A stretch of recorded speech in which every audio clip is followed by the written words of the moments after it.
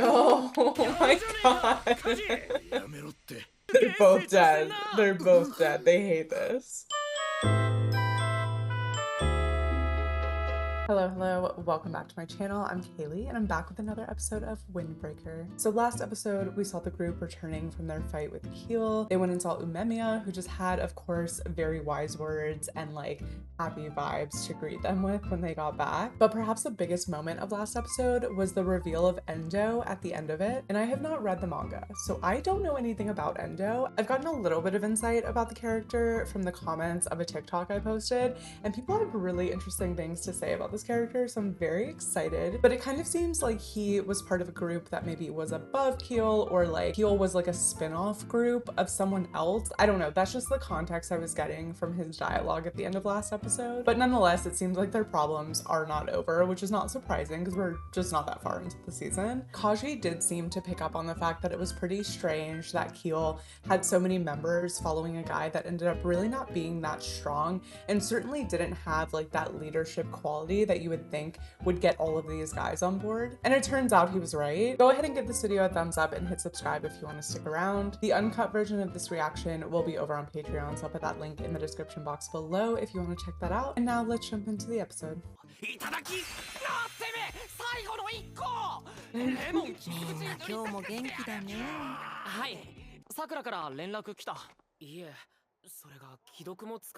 Oh no. Is he going MIA? じゃあ電話してみましょうか。あ、もしもしさくらさん？よかった、大丈夫ですか？さくらさん、さくらさん、風邪ひいたみたいです。Oh. かなりしんどそうでした。 Why did I think he was just still gonna be like upset about the whole thing? And it's like, oh, he's just got a cold, no big deal. You know, one thing I'm so curious about, and I was looking at some Reddit threads and it feels like it's all headcanon or like unconfirmed, but I was interested if like, is this a real school? Part of me thinks yes, because Sakura had to go through an administrative process to transfer here, but then like, I feel like I've never seen an adult in this school. And so like, when I first started the show, I was thinking, oh, maybe Umemiya just keeps the peace and like keeps everyone on a schedule that's similar to a school to have like organization and like structure and discipline. I don't know, if anyone knows, please drop it in the comments because I'm so curious what the actual situation is, but everyone I saw talking about it just seems to be saying like, my headcanon is, and so I'm like, oh, okay, maybe there's just like not a confirmed thing we know, which is fine. みんなさくらくんが心配なんだよ。全員でお見舞いに行く勢いだったもん。さくらさんの家がこんなに近くだなんて。町の外から来たって言ってたので、離れているとばかり。行ったらわかるでしょ。I feel like he might not live with any adults, if we're being honest. Right.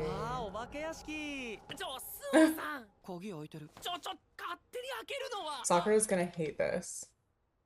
Like, he is going to hate that they're barging in here, I feel like. This makes me sad for Sakura. お邪魔します。それなのに風で身動きが取れない。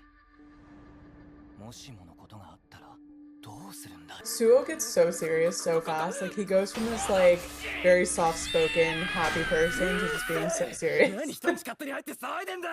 お見舞いに来たんです。だいぶしんどそうだね。起こしてごめんね。さあ、布団に戻ろうか。おい、やめろ。ミレ君、荷物頼める？ This is so sad. さくら君。But it like really is what I was expecting. 一人で暮らしてるなんて。さくらさんって一体。ミレ君。それ、さくら君に。ああ、そうでしたそうでした。もっと頼ってくださいよ。で、昨日からこればっかですね。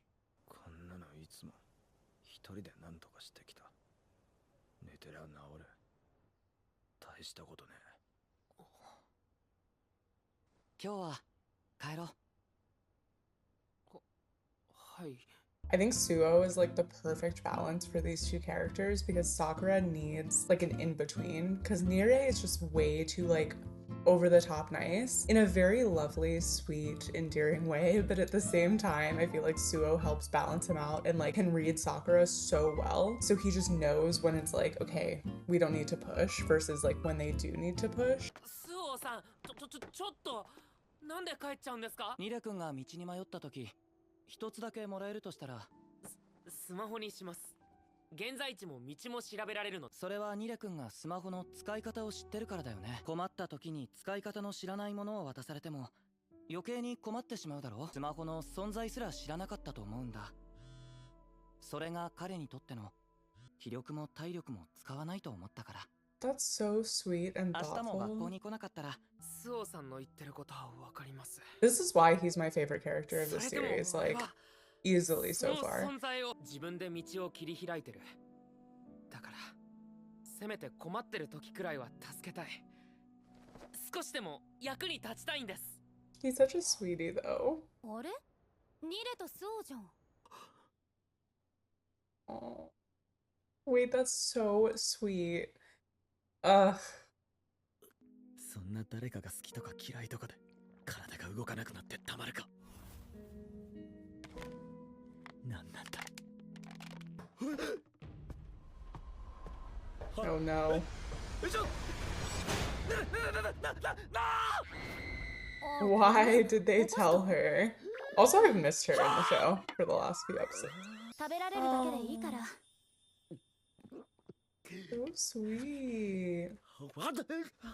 ゆっくり食べなさいよ。食欲があるみたいで安心したわ。さっきそこでニレとスオに会ってね。ニレがかなり慌ててたから。何が余計よ。みんな心配してんのよ。 You know what is interesting to me though is like his reaction to her being there is very different than his reaction was to them being there. Like he feels very comfortable with her already. Like he was immediately like, I'm gonna eat what you brought me right at this moment, right now. He just immediately kind of, I don't know, let his guard down a little bit at least. So I love that, and she's very sweet. ほんとよくやるわね。そりゃ熱も出るわよ。 Mhm. 仲間が好きになったから体が動かなくなっちゃった問題について悩 Oh んでたとか。 no. なんでそのこと？あんたは理由はどうあれ、なっちゃったものは仕方ないんだからさ。対処法を考えればいいんじゃない？対処法？近くにいる動ける人に任せるとかさ。 Like a leader. 冗談じゃん。 Sakura, come 自分で on. でき。あんたにこれ作れんの？はあ？まあ食材入れて火にかけるだけだけど、コンロも鍋も食材もないじゃない。他の誰かが動いてくれたから、あんたは眠れて起きたらご飯と水がある。人間一人が限られた時間にできることなんて。 This is a great lesson in leadership. I love that she's telling him this right now. よし。おい、カジ、客だぞ。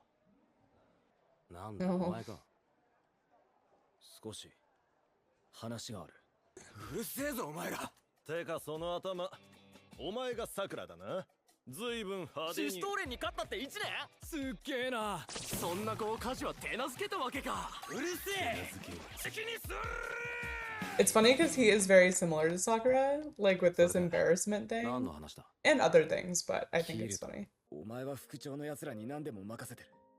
さっきも喧嘩も見回りの時も。なんでそんなに任せられる？ Yeah. なんでどうやったらそんな風に。 Sakura asking for help. The growth we have seen. 屋上？ Is he trying to figure out how to explain it? 高くて広い場所がいいらしい。 Oh, okay. I kind of like that. なんで人に頼れるか。これはなんだ？緑茶？そうだ。中身はコーヒーだけどな。はあ？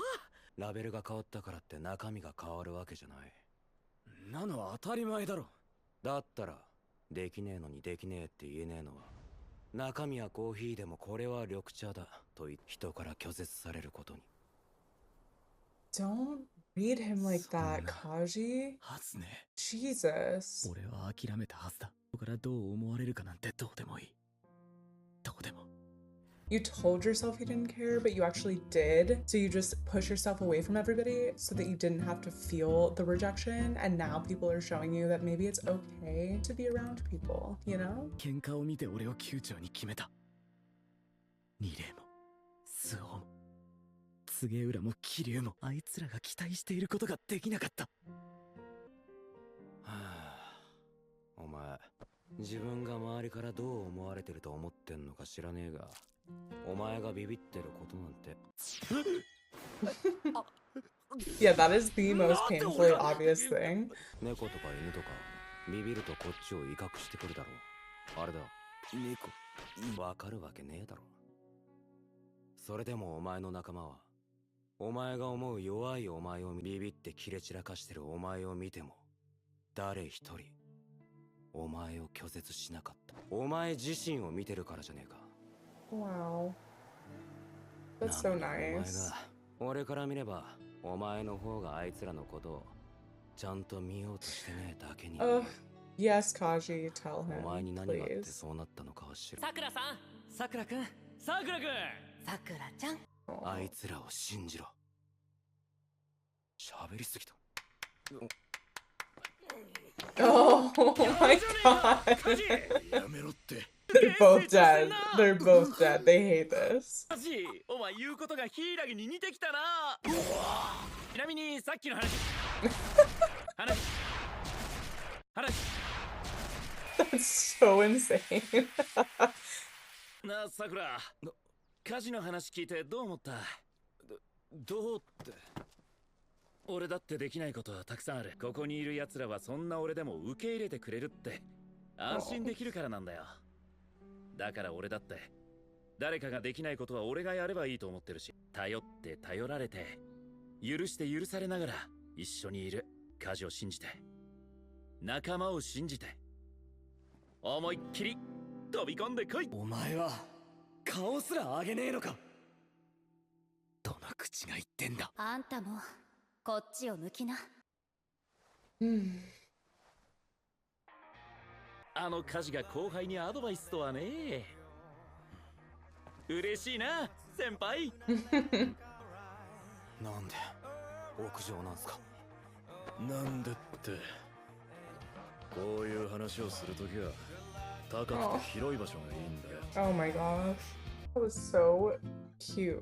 Jesus. Guys, did Sakura have a breakthrough? Because that's kind of what I'm feeling.